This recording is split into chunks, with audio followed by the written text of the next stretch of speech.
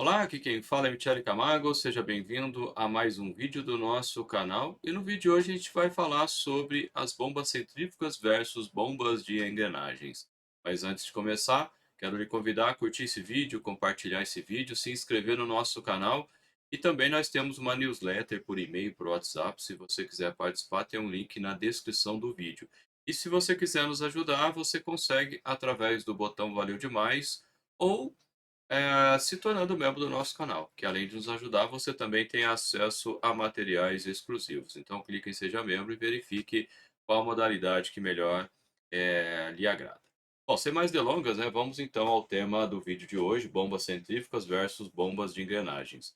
Qual que é a ideia desse vídeo aqui? A ideia desse vídeo é a gente explanar, trazer algumas relações, né, que existem entre elas ou que não existem, né, ou quais as diferenças nós podemos ter aqui entre esses dois tipos de bombas, né. O que a gente vai falar aqui sobre as bombas de engrenagens vale também para outras bombas rotativas, porque, ó, né, o comportamento de modo geral é bem parecido, né. Então vamos lá. Bom, primeiramente vamos falar um pouquinho sobre o funcionamento, né. Qual a característica da bomba centrífuga do lado esquerdo aqui? A gente tem um escoamento que vem axial, aqui paralelo ao eixo, e quando entra no rotor, ele sai, vai sair aqui do rotor meio inclinado, né, por efeito centrífugo, mais o efeito, né, da rotação, e depois é conduzido aqui, nesse exemplo de bomba, verticalmente. Poderia ser, né, uma saída vertical também, aí vai depender do modelo. Mas qual é a característica principal aqui da bomba centrífuga? É que você tem variação de velocidade quando o fluido passa pelo rotor, né? Então ele entra numa determinada velocidade aqui na entrada da pá, e sai numa outra velocidade. Então a bomba centrífuga, ela é uma máquina de fluxo, né, que ela opera a energia cinética intermediariamente. O que que significa isso? Eu tenho aqui energia, mecânica aqui atrás da bomba, né, que seria o motor elétrico nesse exemplo, e faz converter energia cinética. Então eu altero a energia para mais cinética aqui. Então a energia cinética é uma energia de movimento e depois na voluta, na caixa espiral, ou na carcaça, como alguns dizem, você tem a transformação de energia cinética para energia de pressão. A gente já explicou isso em maiores detalhes, mas acontece principalmente porque depois que ele ganha muita energia cinética aqui no rotor, fluido, né? Quando ele vai para a caixa espiral, ele sofre uma frenagem. E isso lá do ponto de vista da mecânica dos fluidos, quando você tem uma frenagem, existe a tendência de ter um aumento da pressão. Isso vai depender de vários contextos, mas para líquidos acontece com certeza. Isso também é o princípio do compressor centrífugo, né? Que ele aumenta a pressão dessa forma, né? Ele comprime, né, o gás dessa forma, né? Mas é claro que a velocidade é bem maior do que de uma bomba centrífuga. Já numa bomba de engrenagens, você tem um componente aqui, que eu estou exemplificando a engrenagem interna, aonde a engrenagem motora é a externa, né? É justamente essa de fora aqui. Ela está acoplada ao motor elétrico na grande maioria das vezes, pode ser outro tipo de motor, mas a maioria é motor elétrico, e a toca é essa engrenagem interna aqui. Então, com o giro do rotor, ele conduz aqui o produto que está, né, do lado aqui, como se fosse da esquerda, e conduz para o lado da direita, né? E com isso a gente pode falar os principais comparativos entre a bomba centrífuga e a bomba de engrenagem. Vou colocar tudo aqui para ficar mais fácil. Então o que acontece? A bomba centrífuga, ela gera pressão. Se você não fizer colocar um manômetro na saída da bomba, mesmo que a descarga seja um pouquinho antes da descarga, obviamente, seja para jato livre, que a pressão seria zero, você vai notar uma pressão indicada pela bomba, porque ela gera pressão. Ao passo que a bomba de engrenagem, ela gera só vazão. Aí você fala assim, como é que sobe a pressão? A pressão nas bombas de deslocamento positivo, elas sobem em função da dificuldade que vai ter na sua instalação, que pode ser mais ou menos dependendo da instalação que você tiver. Você pegar o manômetro, fizer a mesma experiência, né? Pegar a bomba centrífuga, colocar ela descarregando para uma caixa d'água, por exemplo, caixa d'água, né? Para uma caixa qualquer, poderia ser qualquer líquido, pegar uma bomba de engrenagem e fazer a mesma coisa, só que não pode ser água. Se você fizer teste de na bomba de engrenagem com água, você vai matar sua bomba, né, e pô, basta ficar 1 minuto rodando com água que você vai destruir literalmente a sua bomba, porque ela não é feita para isso. Então você teria que trabalhar no mínimo com óleo. E aí, o que que acontece? Você colocar o manômetro na saída um pouquinho antes da descarga, você vai perceber que a pressão é zero, é praticamente zero, né? Então a bomba de engrenagem não gera pressão. Uma experiência que você pode fazer é colocar um registro e à medida que você vai fechando o registro, você vai notando o aumento de pressão da bomba, né? No caso da bomba centrífuga, você tem uma relação, a gente vai ver daqui a pouquinho, da vazão e a pressão, né? Então, aí seria o próximo item aqui. No caso da bomba centrífuga, a vazão muda com a pressão. Quanto maior a vazão, menor a pressão. Quanto maior a pressão, maior a vazão, né? Então, isso é uma característica da bomba centrífuga e bomba axial, característica das máquinas de fluxo de modo geral. Já as bombas de engrenagens, a vazão quase não muda com a pressão. Por isso que eu coloquei em destaque aqui em amarelo. Quase não muda por quê? Existe, se eu for voltar aqui na figura, na imagem, existe um fenômeno chamado sleep. O que que é o sleep? À medida que você vai tendo restrição aqui na descarga, você vai aumentando a pressão. O que que acontece? O fluido não é bobo nem nada, existe uma folga aqui, uma parte dele vai voltar para a sucção. Isso está diretamente ligado com a viscosidade. Você aumentar a viscosidade do fluido, esse slip diminui. Então, nessa situação, vai ter casos, dependendo da viscosidade que você tem, que você não vai ter alteração na vazão, porque com a viscosidade maior, fica mais difícil, digamos assim, de você ter esse slip acontecendo, né? Esse retorno da bomba. Tecnicamente, a gente chama isso de vazão, a gente mede isso, né, como se fosse um rendimento volumétrico, que é a vazão que pode bombear com a vazão que está bombeando de verdade, né? E essa vazão que está bombeando de verdade, ela desconta, né, as recirculações. Bomba centrífuga também tem isso, né? Por isso que a bomba centrífuga ela tem, por exemplo, quando o rotor é fechado, você vai ter o anel de desgaste. E uma das finalidades deles é reduzir folga, né? Então, reduzindo a folga, ele reduz também a recirculação para a sucção, mais ou menos parecido com o que eu falei aqui. Só que é claro que, como o nome fala, ele é para desgastar mesmo, né? Então, à medida que vai desgastando, isso vai piorando, né, o fenômeno. E existe outra função também que é evitar o choque mecânico, né? Quer dizer, não, ele não evita o choque mecânico, ele evita as consequências do choque mecânico da parte rotativa com a parte estacionária. Então você coloca o anel de desgaste para ele desgastar e não estragar o rotor, né? Se não tivesse isso, o rotor ia ser totalmente desgastado, você teria que trocar o rotor com muita frequência. Voltando aqui então, a bomba centrífuga ela pode trabalhar com vazão zero. O que que significa isso? Significa que se você fechar a válvula de descarga, a bomba vai rodar sem maiores problemas. Aí significa que você pode ficar 2 horas com a descarga fechada? Claro que não, né? Você vai ter, você está fornecendo uma energia para o fluido e o fluido não está sendo bombeado, o que que vai acontecer? Você tem uma recirculação dentro da bomba, isso vai gerar um aquecimento. Eu já quase queimei a mão uma vez, né, numa instalação, a gente esqueceu a bombinha centrífuga ligada, e quando, né, a gente percebi, a gente foi lá abrir a água estava super quente, quase queimou minha mão, né? Então, vai gerar um aquecimento, isso não é legal, né? Vai gerar outros tipos de problema, pode se for água, pode evaporar água lá no selo mecânico, né? E por aí vai, né? Não vou entrar em mais detalhes aqui.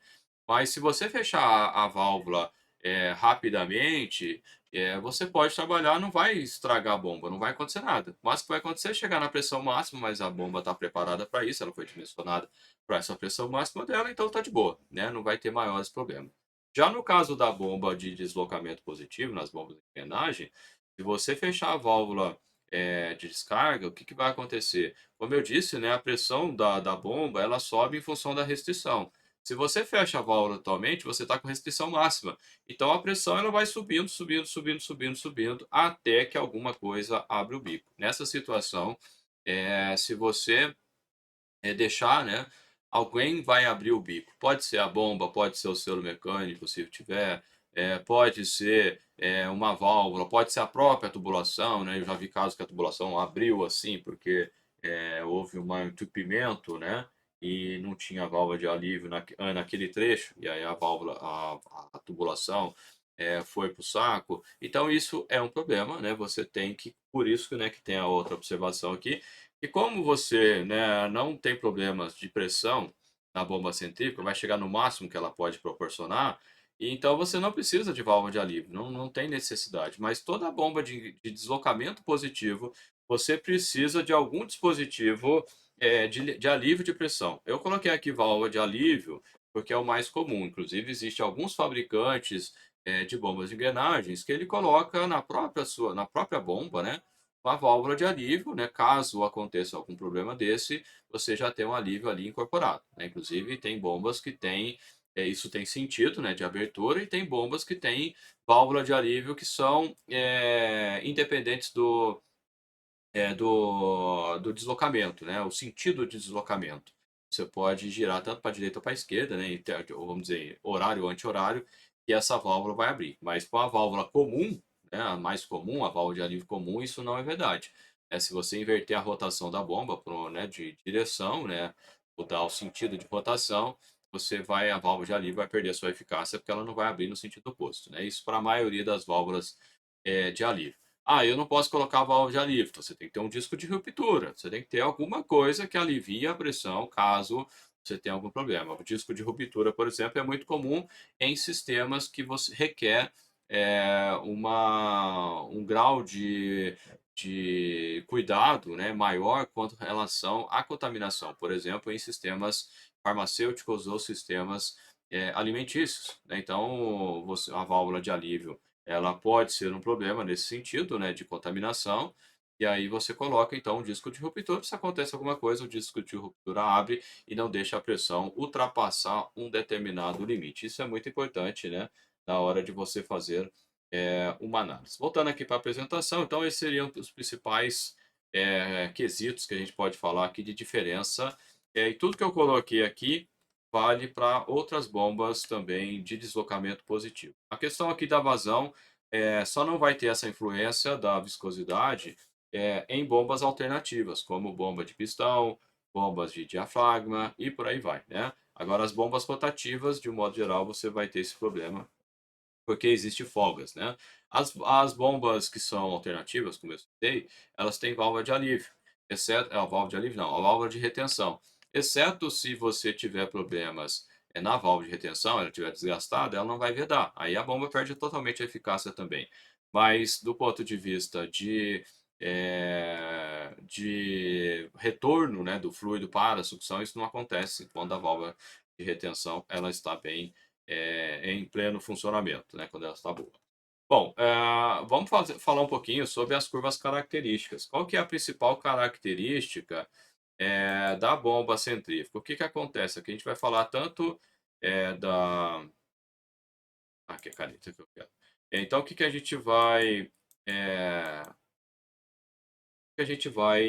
ter aqui de diferença, né? Estou tentando mudar aqui a cor, mas não funciona, é vermelho mesmo.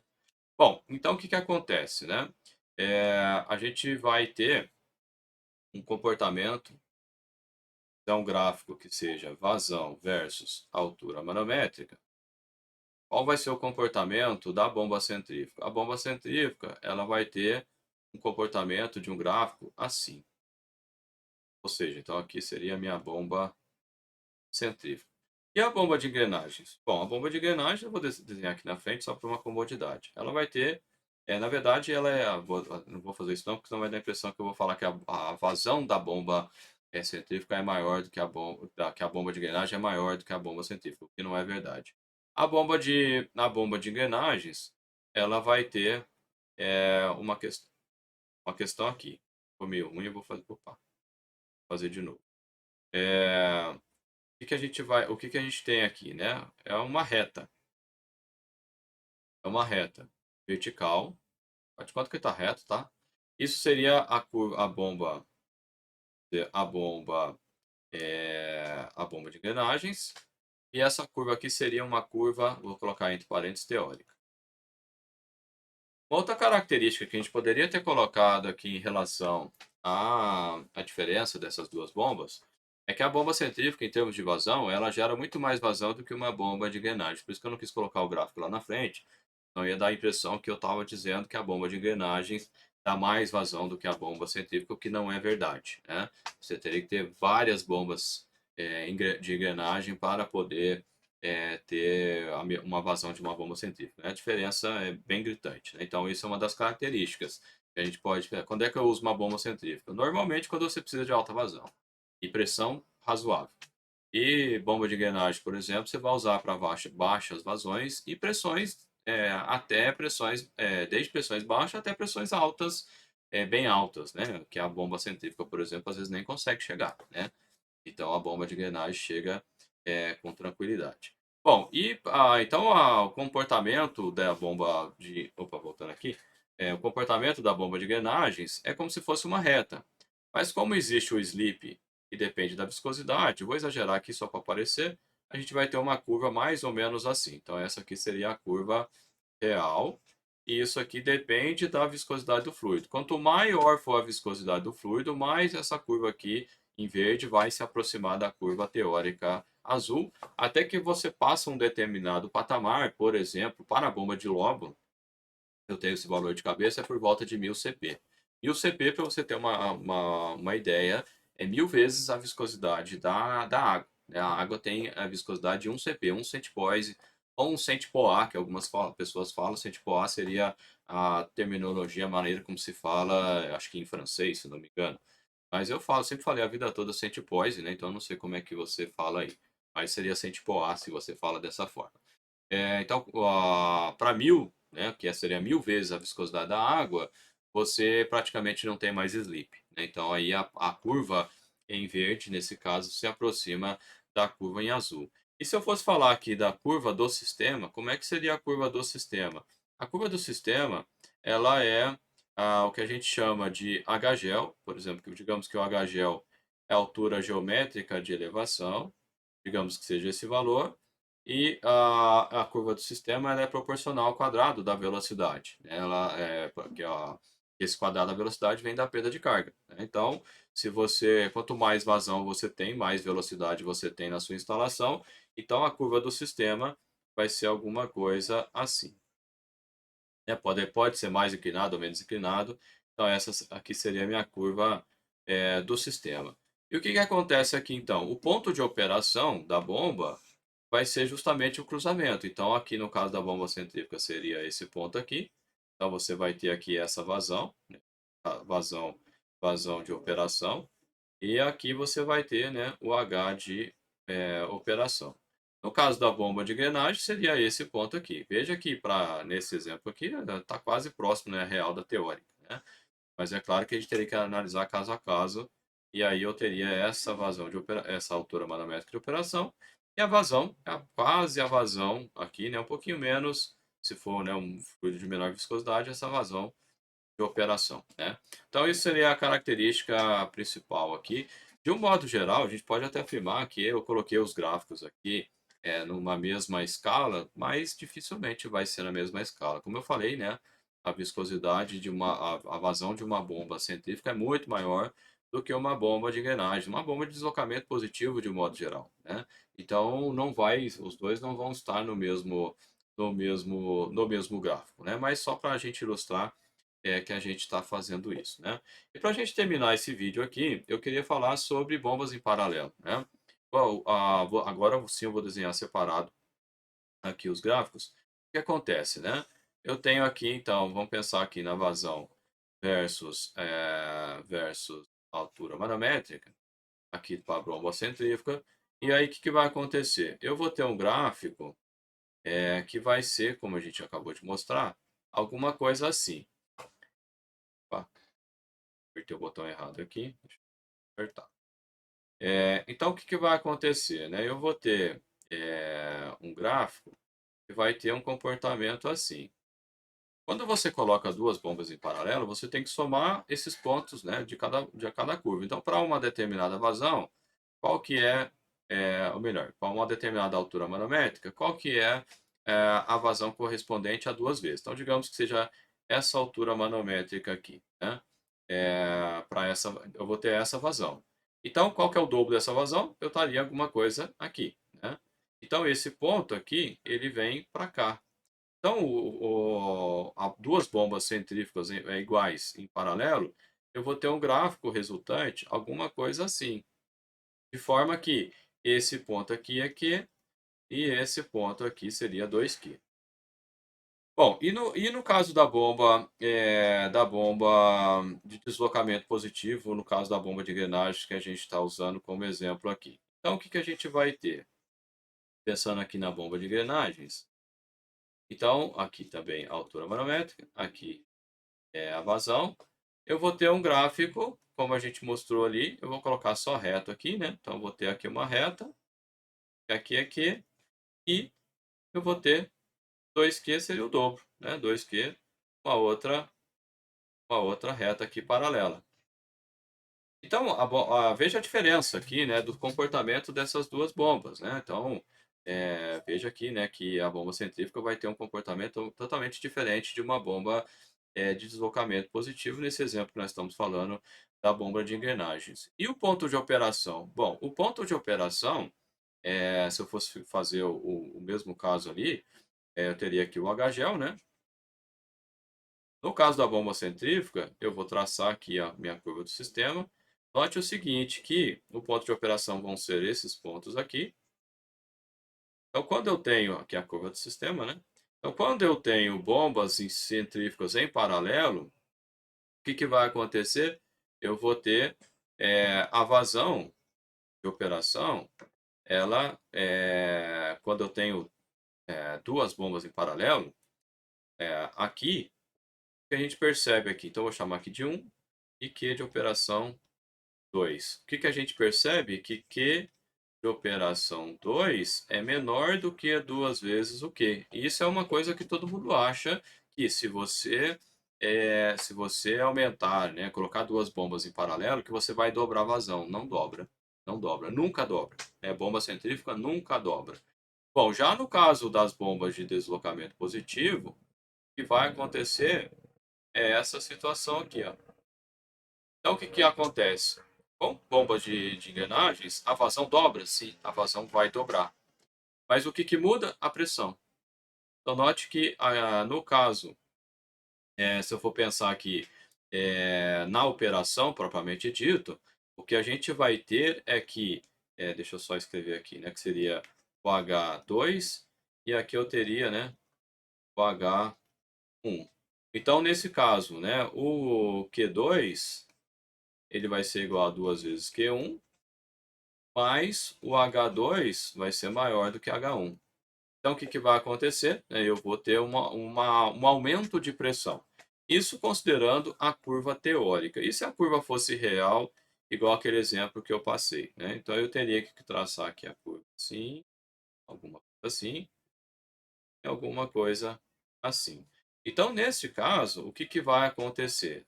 Aí sim eu vou ter uma alteração de vazão, vai ser um pouquinho menor, ligeiramente menor aqui. Dependendo da viscosidade, se for pouca, pode ser bastante, mas não é, tipo assim, uns 20% a menos, né? Não é igual na bomba centrífuga, que pode ter caso de bomba centrífuga, dependendo da cor do sistema, que duas bombas em série, duas bombas em paralelo, você tem 10% só de aumento de vazão, né? Pode acontecer. Então é praticamente como se não tivesse duas bombas. Então, nesse sentido aqui, no caso da bomba real, para viscosidades, né, pensando em viscosidades mais baixas, você vai ter uma leve redução, ou pode depender, pode ser significativa, você vai ter uma redução de vazão, mas não vai ser tão drástico como é o caso da bomba centrífuga. O que eu quero dizer com não drástico? Digamos que a minha curva de sistema seja assim, ó, esse caso aqui, né?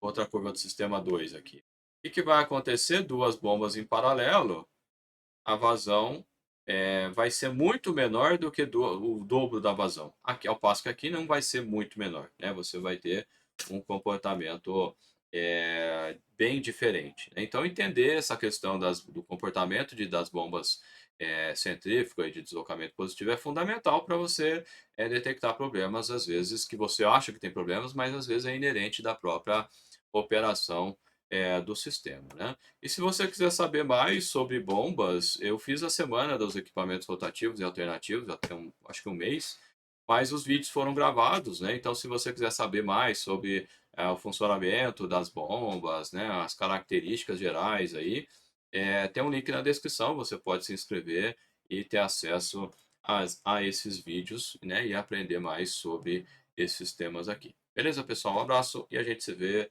no próximo vídeo.